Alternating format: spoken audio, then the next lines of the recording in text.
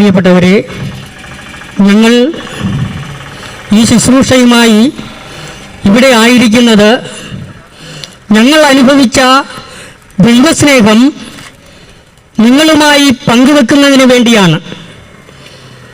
ഈ ദൈവസ്നേഹം ഞങ്ങൾ അനുഭവിക്കുമ്പോൾ ഇത് മറ്റുള്ളവരോട് പറയാതിരിക്കുവാൻ ഞങ്ങൾക്ക് സാധിക്കുന്നതല്ല. ഇത് ഞങ്ങളുടെ ദൗത്യമാണ്, ഇത് ഞങ്ങളുടെ കടമയാണ്. പ്രത്യേകിച്ച് യേശുക്രിസ്തുവിൻ്റെ കൽപ്പനയാണ്. വിശുദ്ധ മർക്കോസിന്റെ സുവിശേഷം 16-ാം അധ്യായം 15-ാം വാക്യത്തിൽ യേശുക്രിസ്തു ശിഷ്യരോട് പറയുന്നുണ്ട്, നിങ്ങൾ ലോകമെങ്ങും പോയി എൻ്റെ ഈ സുവിശേഷം പ്രസംഗിക്കുവിൻ. വിശ്വസിച്ച് സ്നാനം സ്വീകരിക്കുന്നവർ രക്ഷിക്കപ്പെടും, അല്ലാത്തവർ ശിക്ഷിക്കപ്പെടും. റോമിലെ ഫ്രാൻസിസ് മാർപ്പാപ്പ ഈ ലോകത്തോട് ആഹ്വാനം ചെയ്യുന്നുണ്ട്, സുവിശേഷം ഭദ്രമായി സൂക്ഷിക്കപ്പെടേണ്ടതല്ല, അത് തെരുവീഥികളിലും തുറന്ന വാതിലുകളിലും പ്രഘോഷിക്കപ്പെടേണ്ടതാണ്. Praise the Lord, praise the Lord. പ്രിയപ്പെട്ടവരെ, ഒരിക്കൽ ഞങ്ങൾ ദൈവത്തിൽ നിന്ന് അകന്നു നിന്നവരും ദുഷ്ടത മനസ്സിൽ കൊണ്ടു നടന്നവരും ദൈവത്തെയും മനുഷ്യനെയും ശത്രുവായി കണ്ട് കരുതിയിരുന്നവരുമാണ് ഞങ്ങൾ. കാരണം പാപാവസ്ഥയിൽ മനുഷ്യനെ സ്നേഹിക്കുവാനോ ദൈവത്തെ സ്നേഹിക്കുവാനോ സർവചരാചരങ്ങളെയും സ്നേഹിക്കുവാൻ സാധിക്കത്തില്ല. എന്നാൽ ക്രിസ്തു തൻ്റെ സ്വന്തം ശരീരത്തിൽ, ഭൗതിക ശരീരത്തിൽ ഞങ്ങളെ ദൈവവുമായി അനുരഞ്ജിപ്പിച്ചിരിക്കുന്നു. അതെ, അവിടുത്തെ കുരിശുമരണം വഴി ഞങ്ങളെ വീണ്ടെടുത്തിരിക്കുന്നു, ക്രിസ്തുവിൻ്റെ സ്വന്തമാക്കിയിരിക്കുന്നു. പ്രിയപ്പെട്ടവരെ, ഞങ്ങളുടെ ഈ എളിയ വാക്കുകൾ കേൾക്കുന്ന സഹോദര സഹോദരി, നിങ്ങൾ മാതാപിതാക്കളുടെ സ്നേഹം കിട്ടാതെ അല്ലെങ്കിൽ ഉറ്റവരുടെ ഉടയവരുടെ സ്നേഹം കിട്ടാതെ വിഷമിക്കുന്ന ഒരു വ്യക്തിയാണോ? അല്ലെങ്കിൽ ബന്ധുക്കളുടെ, സ്നേഹിതരുടെ സ്നേഹം കിട്ടാതെ വിഷമിക്കുന്ന ഒരു വ്യക്തിയാണോ? മറ്റുള്ളവരാൽ തിരസ്കരിക്കപ്പെട്ട രോഗം മൂലം അല്ലെങ്കിൽ സാമ്പത്തിക തകർച്ച മൂലം, വിദ്യാഭ്യാസം കുറവ് മൂലം, അംഗവിഹീനത മൂലം മറ്റുള്ളവരാൽ മാറ്റി നിർത്തപ്പെട്ട ഒരു വ്യക്തിയാണോ? അല്ലെങ്കിൽ കരിമ്പിൻ ചണ്ടി പോലെ ആവശ്യങ്ങൾ കഴിഞ്ഞതിന് ശേഷം ഒരു കരിമ്പിൻ ചണ്ടി പോലെ വലിച്ചെറിയപ്പെട്ട മനസ്സ് നീറുന്ന ഒരു വ്യക്തിയാണോ?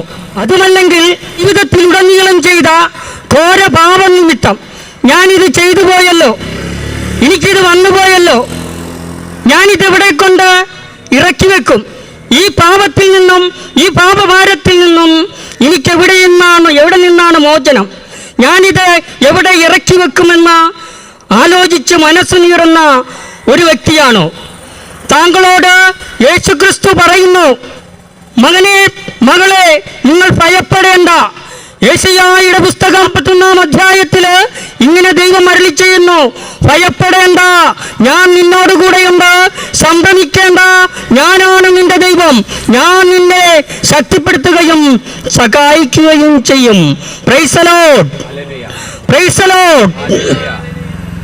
അതേ പ്രിയപ്പെട്ടവരെ, നമ്മളെ രക്ഷിക്കുവാൻ, താങ്കളെ സഹായിക്കുവാൻ ഒരു ദൈവം താങ്കളെ വിളിക്കുന്നു, കർത്താവായ യേശുക്രിസ്തു. താങ്കളെ സഹായിക്കുവാൻ അവിടുന്ന് മാടി വിളിക്കുന്നു. അവിടുന്ന് യെശയ്യാ പ്രവാചകന്റെ പുസ്തകം 59-ാം അധ്യായം 1-ാം വാക്യത്തിൽ ഇങ്ങനെ അരുളി ചെയ്യുന്നു, രക്ഷിക്കാൻ കഴിയാത്ത വിധം എൻ്റെ കരം കുറുകിപ്പോയിട്ടില്ല, കേൾക്കാനാവാത്ത വിധം എൻ്റെ കാതുകൾക്ക് മാന്യം സംഭവിച്ചിട്ടില്ല എന്ന്. അതെ, തോന്നുമ്പോൾ കരം പിൻവലിക്കുവാൻ അവൻ മനുഷ്യനല്ല, ദൈവമാണ്. പ്രിയപ്പെട്ടവരെ, താങ്കളുടെ കരച്ചിലുകൾക്ക് നേരെ, താങ്കളുടെ വേദനകൾക്ക് നേരെ, താങ്കളുടെ ദുഃഖങ്ങൾക്ക് നേരെ, താങ്കളുടെ തകർച്ചകൾക്ക് നേരെ, താങ്കളുടെ രോഗങ്ങൾക്ക് നേരെ കണ്ണടയ്ക്കുന്ന, കാതടയ്ക്കുന്ന ഒരു ദൈവമല്ല ക്രിസ്തു.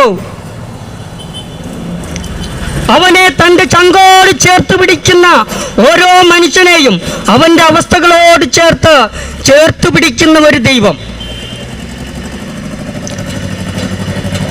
പ്രിയപ്പെട്ടവരെ, ഈ ദൈവത്തിന് താങ്കളെക്കുറിച്ചൊരു പദ്ധതിയുണ്ട്. താങ്കളെക്കുറിച്ചൊരു പദ്ധതിയുള്ള ദൈവമാണ്.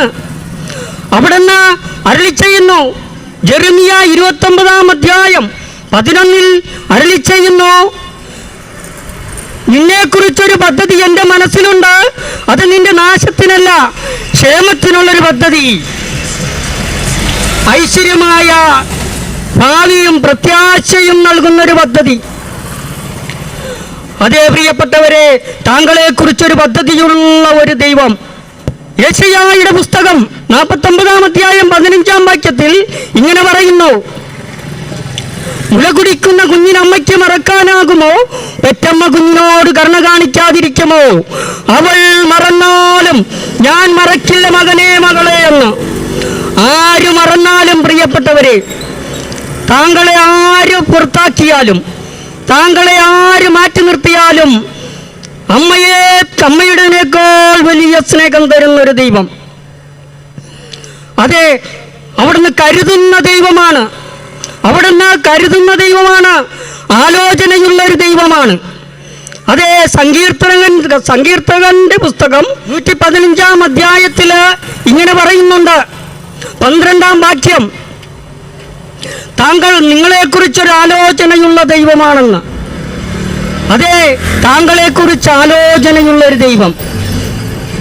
യെശയ്യാ 40 പറയുന്നു, നിങ്ങളെക്കുറിച്ച് കരുതുന്നൊരു ദൈവം.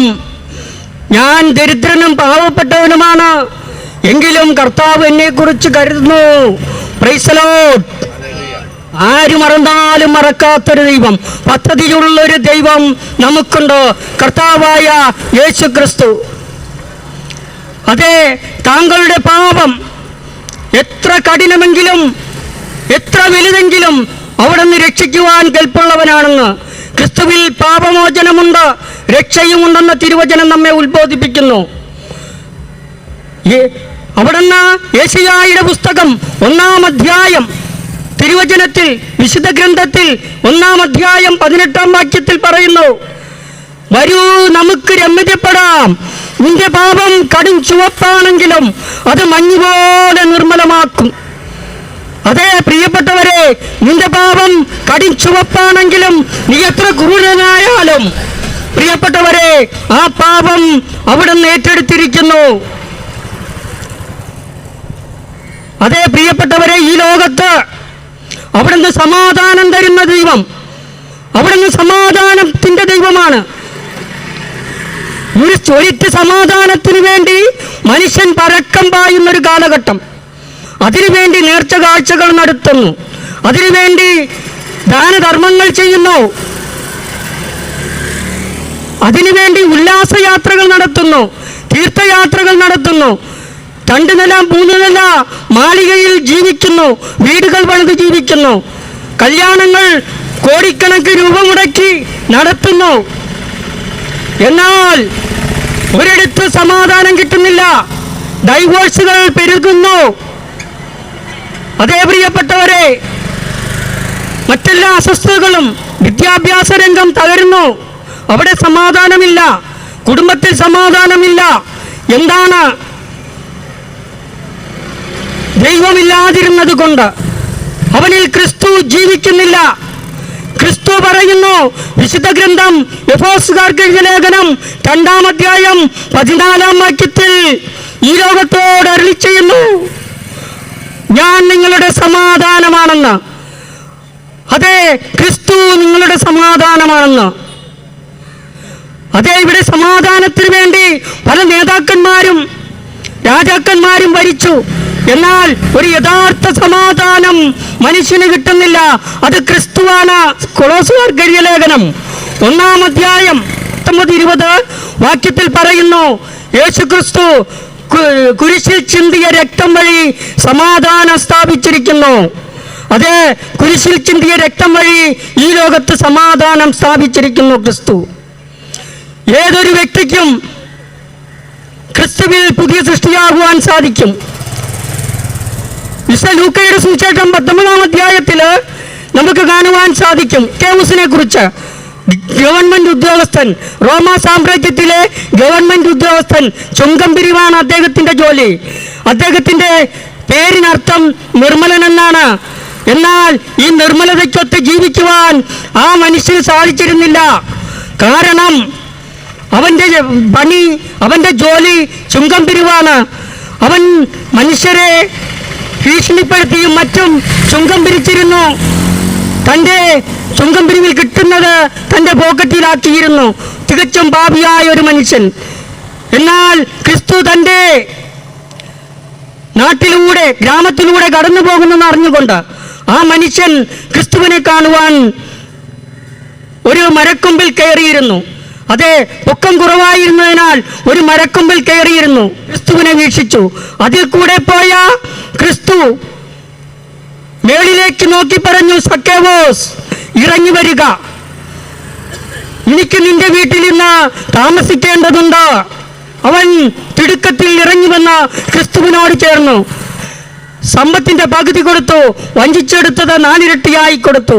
ക്രിസ്തു പറഞ്ഞു, ഇന്ന് നീയും നിന്റെ കുടുംബവും രക്ഷ പ്രാപിച്ചിരിക്കുന്നു. അതേ, യേശു ക്രിസ്തുവിൽ പുതിയ സൃഷ്ടിയാകുവാൻ സാധിക്കും. ഏതൊരു മനുഷ്യനെയും ആയിരിക്കുന്ന അവസ്ഥയിൽ വ്യവസ്ഥകൾ കൂടാതെ ദൈവം വ്യക്തിപരമായി സ്നേഹിക്കുന്നു. സക്കേവൂസിനെ വ്യക്തിപരമായി സ്നേഹിച്ചു. നമ്മുടെ തലമുടി നാരിയുടെ പോലും എണ്ണപ്പെട്ടിരിക്കുന്നു പ്രിയപ്പെട്ടവരെ. അവൻ വ്യക്തിപരമായി ഓരോ മനുഷ്യനെയും സ്നേഹിക്കുന്നു. അവിടുത്തെ നിന്റെ കണ്ണുനീർ കുപ്പിയിൽ ശേഖരിച്ചിട്ടുണ്ടെന്ന് അവിടെ നിന്ന് അരുളി ചെയ്യുന്നു. താങ്കളുടെ കണ്ണുനീർ കുപ്പിയിൽ ശേഖരിച്ചിരിക്കുന്ന ഒരു ദൈവം, കർത്താവായ യേശു ക്രിസ്തു. അതേ പ്രിയപ്പെട്ടവരെ, ആയിരിക്കുന്ന അവസ്ഥയിൽ താങ്കളുടെ ജോലി നോക്കുന്നില്ല, താങ്കൾ പാപിയാണോ അല്ലെങ്കിൽ പാവപ്പെട്ടവനാണോ സമ്പന്നനാണോ എന്നൊന്നും നോക്കുന്നില്ല. ദൈവത്തിന് മുഖം നോട്ടമില്ല. അവൻ ശിഷ്യരെയും ദുഷ്ടരെയും മേൽ മഴ പെയ്യിക്കുകയും സൂര്യനെ ഉദിപ്പിക്കുകയും ചെയ്യുന്ന ദൈവം.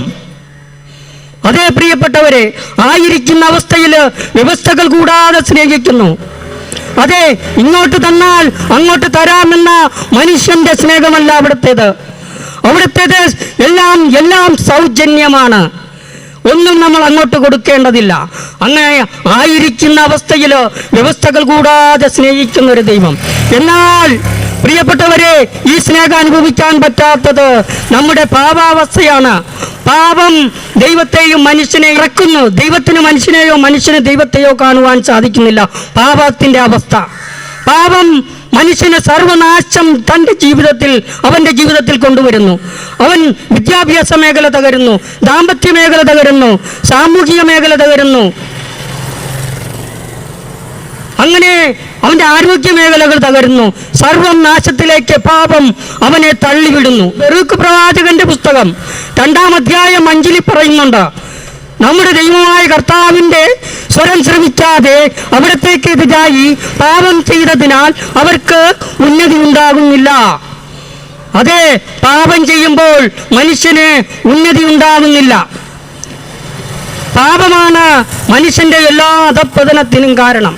പാപം മനുഷ്യനെയും ദൈവത്തെയും അകറ്റുന്നു. അതുകൊണ്ടാണ് പൗലോസ്ലീഹ റോമാക്കാർക്ക് എഴുതിയ ലേഖനം 6-ാം അധ്യായം 23-ല് ഇങ്ങനെ അരുളി ചെയ്യുന്നുണ്ട്, പാപത്തിന്റെ വേതനം മരണമത്രേ. പ്രിയപ്പെട്ടവരെ, ഓരോ പാപത്തിനും, മനുഷ്യന്റെ പാപത്തിന് ഒരു ശിക്ഷയുണ്ട്. മനുഷ്യന്റെ പാപത്തിന് അവന്റെ ജീവിതത്തിൽ ഉടനീളം ഒരു ശിക്ഷയുണ്ട്. മരണശേഷവും അവൻ ശിക്ഷിക്കപ്പെടുന്നു. ഈ ശിക്ഷയാണ് മനുഷ്യന്റെ അധപ്പതനങ്ങളും തകർച്ചകളും രോഗങ്ങളും ദുഃഖങ്ങളും ദുരിതങ്ങളും.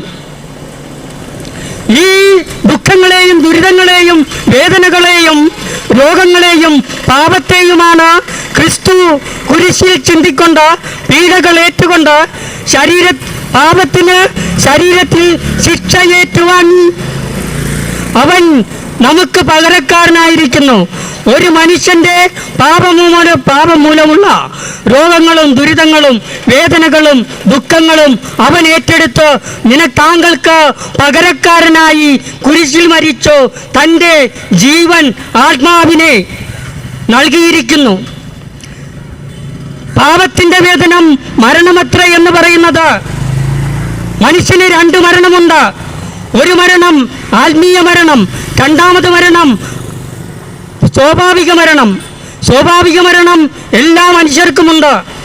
എന്നാൽ ആത്മീയ മരണം പാപം ചെയ്യുമ്പോൾ നമ്മുടെ പരിശുദ്ധാത്മാവ്, മനുഷ്യനുള്ള പരിശുദ്ധാത്മാവ് നഷ്ടപ്പെടുന്നു. ആത്മാവും മനുഷ്യാത്മാവും മനസ്സും ശരീരവും ചേർന്നതാണ് ഒരു യഥാർത്ഥ മനുഷ്യൻ. ഇതിൽ പാപം ചെയ്യുമ്പോൾ അവനിലുള്ള പരിശുദ്ധാത്മാവ്, ദൈവ ചൈതന്യം നഷ്ടപ്പെടുന്നു. പിന്നെ അവൻ അതില്ലാതെ പിശാചിനാൽ നയിക്കപ്പെട്ടുകൊണ്ട് ഒരു അധംപതിച്ച ജീവിതം നയിക്കപ്പെടുന്നു. അതിനവൻ്റെ തകർച്ചയാണ്. തകർച്ചയുടെ പാരമ്യത്തിൽ അവൻ എത്തുന്നു. ഇതാണ് പകരമായി നമ്മുടെ തകർച്ച അവൻ ഏറ്റെടുത്തിരിക്കുന്നു, നമുക്ക് പകരക്കാരനായി. യെശയ്യായുടെ പുസ്തകം 53-ാം അധ്യായത്തിൽ 2 മുതൽ പറയുന്നു, നിങ്ങളുടെ അതിക്രമങ്ങൾക്ക് വേണ്ടി ഞാൻ മുറിവേൽപ്പിക്കപ്പെട്ടു, നിങ്ങളുടെ അകൃത്യങ്ങൾക്ക് വേണ്ടി ഞാൻ ക്ഷതമേൽപ്പിക്കപ്പെട്ടു, എൻ്റെ ക്ഷതങ്ങളാൽ നിങ്ങൾ സൗഖ്യം പ്രാപിച്ചിരിക്കുന്നു. Price the Lord. അതേ പ്രിയപ്പെട്ടവരെ, അവിടുത്തെ കുരിശുമരണം മുഖാന്തരം നമ്മളെ രക്ഷിച്ചിരിക്കുന്നു. അതാണ് തിരുവചനം പൗലോസ്ലീഹ വഴി നമ്മളോട് പറയുന്നു. മരണത്തിന്മേൽ അധികാരമുള്ള പിശാചിനെ തൻ്റെ മരണത്താൽ നശിപ്പിച്ചുകൊണ്ട് മരണഭയത്തിൽ കഴിയുന്നവരെ അവിടുന്ന് മോചിപ്പിച്ചിരിക്കുന്നു. അതേ, ആത്മാവ് നശിച്ച മനുഷ്യനെ, ആത്മാവ് വിട്ടുപോയ മനുഷ്യനെ, പരിശുദ്ധാത്മാവ് ഇല്ലാതായ മനുഷ്യനെ അവൻ്റെ കുരിശുമരണത്താൽ കുരിശിൽ മരിച്ചുകൊണ്ട് അവൻ്റെ ആത്മാവിനെ പകരമായി നമുക്ക് നൽകി, നമുക്ക് പുതുജീവൻ നൽകിയിരിക്കുന്നു, പുതിയ മനുഷ്യനാക്കിയിരിക്കുന്നു. അതുകൊണ്ട് തിരുവചനം ഇങ്ങനെ പറയുന്നുണ്ട്, ഉറങ്ങുന്നവനെ ഉണരുക, മരിച്ചവരിൽ നിന്ന് നീ ഉയർത്തെഴുന്നേൽക്കുക, ക്രിസ്തു നിന്നിൽ പ്രകാശിക്കും. ഇതിൻ്റെ അടിമയിലാണോ, അതിൻ്റെ സുഖത്തിലാണോ, മറ്റേതെങ്കിലും ആസക്തികളിലാണോ, മറ്റേതെങ്കിലും മാരകഭാവങ്ങളിലാണോ? നിങ്ങൾ അവിടെ നിന്നും ഉയർത്തെഴുന്നേൽക്കുക, ക്രിസ്തു നിങ്ങളിൽ പ്രകാശിക്കും. നിങ്ങളൊരു പ്രകാശമായി ഈ ലോകത്ത് കുടുംബത്തിൽ വളരും. കർത്താവായ യേശുക്രിസ്തുവിൽ വിശ്വസിക്കുക, നീയും നിന്റെ കുടുംബവും രക്ഷ പ്രാപിക്കും. Price the Lord. ഹല്ലേലൂയ.